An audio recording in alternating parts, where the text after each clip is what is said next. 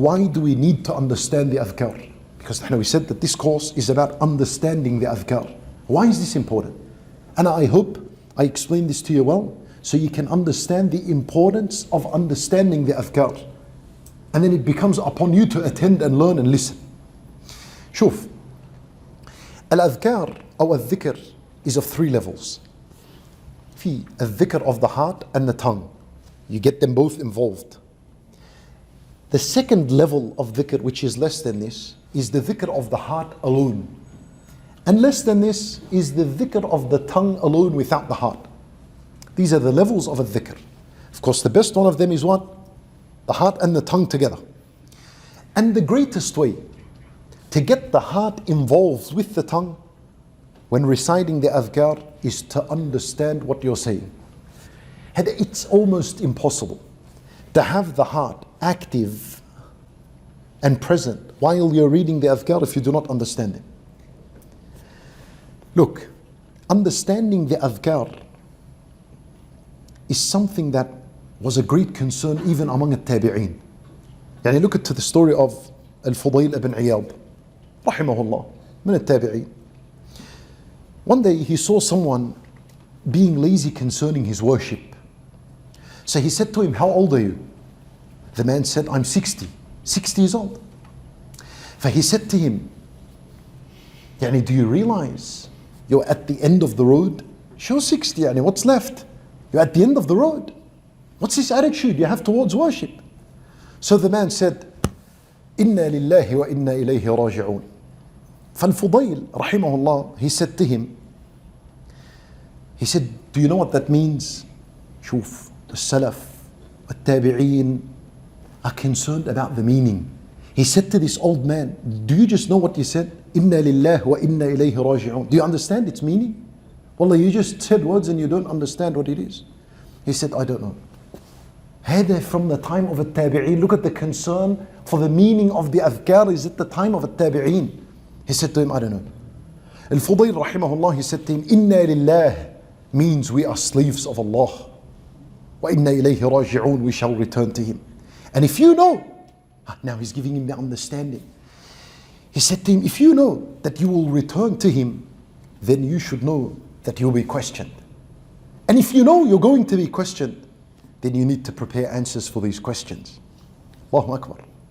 Even the one who said, إِنَّا لِلَّهِ وَإِنَّا إِلَيْهِ رَاجِعُونَ, if you pondered over these few words that you said, you'll understand there is big trouble ahead if you do not prepare. And as a result, the heart is active, the tongue is active, that believer will get up from that day and prepare himself. Athkaar al-sabah wal-masa. When you understand them, it pushes you towards action. It pushes you towards righteousness. The scholars have mentioned that the one who utters words of dhikr without knowing its meaning, it'll have little, if not no effect on him. Allahu Akbar. No effect. And what's worse than this is the one who says the adhkar and then throughout the day and the night his actions contradict that which he said. And that this is the greatest of calamities. Yani he's sitting adhkar al-sabah, he doesn't know what it means.